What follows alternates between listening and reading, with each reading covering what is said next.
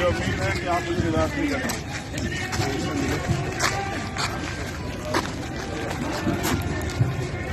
कहाँ है ऊपर है? तो आप सबको मार्गदर्शन करने का काम करेंगे। चंद्रशेखर भैया संघर्ष करें। जय जय जय जय जय। आज हम देवरान की घटना के लिए आए हैं। देवरान ही है ना, और वो घटना डरावनी है। मैंने उस परिवार से भी मुलाकात की, उनसे मिलने के बाद ही मैं यहाँ आया। मैंने जब उनको सुना तो मुझे एहसास हुआ कि वो किस दौर में है, क्या उनके साथ हालात है। और फिर मैंने यहाँ के जो जिलाधिकारी हैं, मैंने उनसे बात की। आप सब लोग भी यहाँ आए, मैं अपनी बात आपको बता देता हूँ। लेकिन कोई भी लड़ाई एक दिन में नहीं जीती जाती और एक दिन में कोई न्याय नहीं होता है। अगर न्याय चाहिए तो संघर्ष करने के आदी बनो।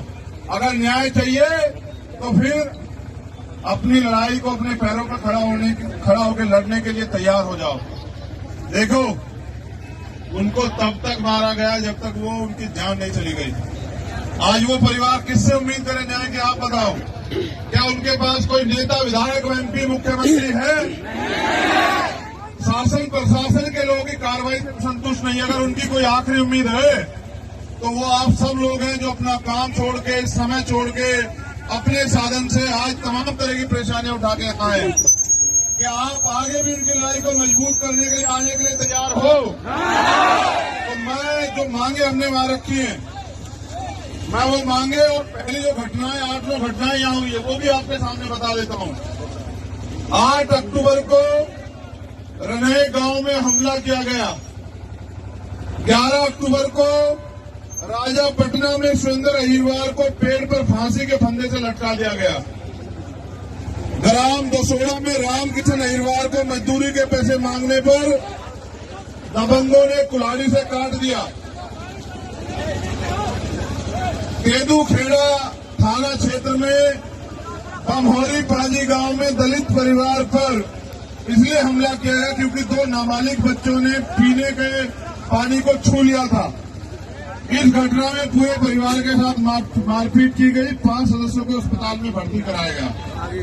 गांव जेरड़ तहसील पथरिया में थ्रेसिंग कर रहे मजदूर वीरू अहिरवार को थ्रेसर में धक्का देकर जान से मारने का प्रयास किया, जिसमें उसका एक हाथ कट गया, जिस पर पुलिस ने अपराधी को अभी तक गिरफ्तार नहीं किया। ग्राम बरवासा में कल रात 7:30 बजे राजकुमार अहिरवार को गोली मार दी गई। उनके परिवार के 2 अन्य लोगों को घायल कर दिया गया। एक आरोपी गिरफ्तार हुआ है, बाकी 4 आरोपी हैं। अभी 3 आरोपी गिरफ्तार नहीं हुए। कृषि उपज मंडी में दबंगों द्वारा किसान के साथ मारपीट और ये सारी घटनाएं दमोह में हुई। दमोह के अधिकारी कर्मचारी कुछ तो अच्छे जो मुझे मिले, लेकिन कुछ ऐसे हैं जो सरकार के इशारे पे हाथ धर के बैठे हैं। और मैं ये समझता हूं कि उनके हाथ पे हाथ रखने से अपराधियों का संरक्षण और अपराधियों के हौसले बढ़ रहे हैं। कल आने वाले समय में ये अपराध आपके साथ भी हो सकता है।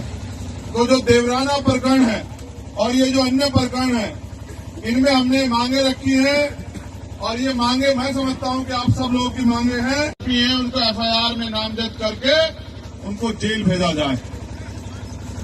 दूसरी, पीड़ित परिवार को 5 करोड़ रुपए का मुआवजा देके आर्थिक जो है मुआवजा सरकार उनको दे। मैं अपनी बात को रोकते हुए कह रहा हूं कि तालियां बजाने से और किसी को गालियां देने से काम नहीं चलेगा। सड़क पे आके संघर्ष करने के लिए तैयार हो जाइए। और अगर आप ऐसे नालायक लोगों को यहाँ विधायक चुनोगे तो फिर आपका इलाज यही होगा। आप देख लेना मेरी बात। आपकी एक एक गलती आपकी आने वाली पीढ़ियों को उनकी कमर तोड़ देगी।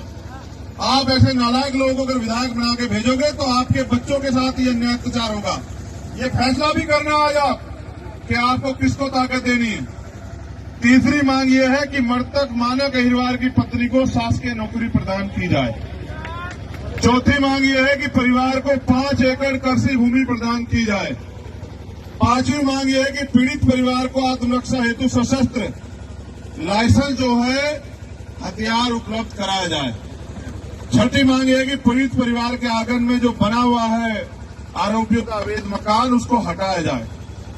सातवीं मांग यह है कि मृतक मानक परिवार के सभी बच्चों को की पूर्ण शिक्षा की जिम्मेदारी जो पढ़ाई करना चाहते जब तक वो बड़े नहीं होते, ये सरकार को प्रशासन के लोगों को उठाना चाहिए कि उनको निःशुल्क और अच्छी शिक्षा जो है मिले।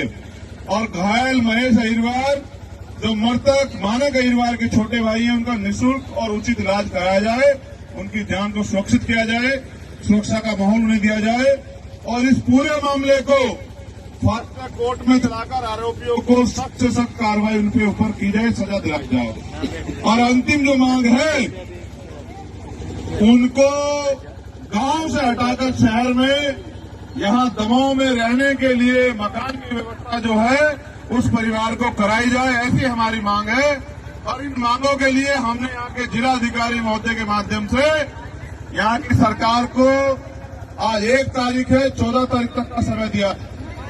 अगर 14 तारीख तक हमारी मांग पूरी नहीं होती, मैं वचन देता हूं कि 15 तारीख से सड़क के बाहर नहीं, सड़क के अंदर जिला मुख्यालय में धरना शुरू होगा और अनिश्चितकालीन धरना होगा। और जब तक धरना चलेगा, ये धरना तब तक चलेगा जब तक हमारी मांगे पूरी नहीं होती। और डीएम कार्यालय में हम लोग ताला लगा देंगे। जो जिलाधिकारी, जो एडिशनल एसपी हमें न्याय नहीं दे सकता, उसको संवैधानिक कुर्सी पे बैठने का कोई अधिकार नहीं। अगर मेरी आपसे मांग है, एक दिन में लड़ाई जीत जाती, क्या आप 15 तारीख को आओगे? इतनी सी संख्या में, क्या बस इतनी सी संख्या में आओगे? वादा करो कि एक आदमी कम से कम 20 आदमी को तैयार करके लेके आएगा। आओगे नहीं आओगे बताओ? ऐसा तो नहीं मैं अकेला हाथ लगा देता रहूंगा। आओगे नहीं आओगे बताओ? वादा करो। तो फिर याद रखो कि आपके ऐलान के आगे मुख्यमंत्री भी झुकेंगे और आपकी मांगे पूरी होगी, वरना 15 तारीख की रोटी इसी जिला मुख्यालय में खाई जाएगी। मेरा आपसे वादा। एक अनुरोध आखिरी मेरा आपसे और है, आप क्योंकि न्याय की लड़ाई लड़ने आए, आपको संविधान का ज्यादा पालन करना है। पूरी जिम्मेदारी से अपने साधन का प्रयोग करते हुए आप जाएं और अपने घर पहुंचे और अगले आदेश का इंतजार करें। तैयारी करके रखें। अगर हमारी मांगे पूरी होती है तो भी 15 तारीख को यहां आएंगे, और अगर नहीं होती तो भी आएंगे। अगर पूरी हुई तो इनका धन्यवाद करने आएंगे, और अगर नहीं पूरी हुई तो आंदोलन करने आएंगे। ये वादा भी मैं आपसे कर रहा हूं। लेकिन अभी आपको घर जाना है जिम्मेदारी से और आज से काम पे लग जाना है। 15 तारीख तक सारे मामलों में न्याय हो, इसलिए आपको अपने समाज को तैयार करना है और एक बड़ी संख्या में, लाखों की संख्या में जिला मुख्यालय पे आना।